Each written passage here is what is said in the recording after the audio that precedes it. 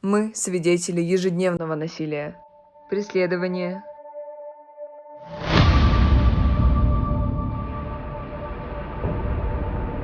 нарушения личного пространства.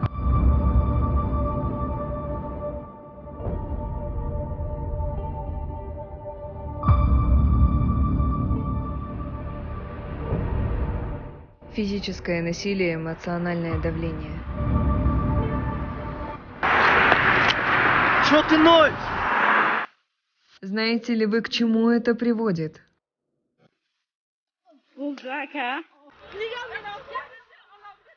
Эта девочка давно вела распутный образ жизни. 5 раз в день читает намаз. В Иссык-Кульской области гражданский муж облил жену бензином и поджег ее. Мужчина изнасиловал 10-летнюю девочку. 2 женщины погибли в результате семейного насилия. Что ждет насильника по законодательству Кыргызской республики? Виновника ставят на учет.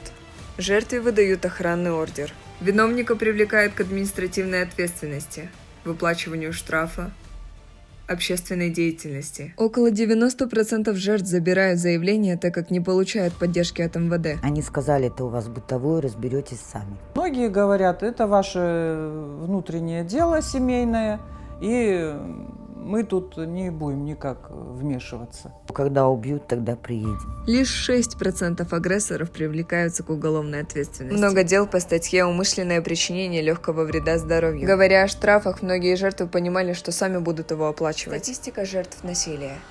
Менее 10% жертв – мужчины.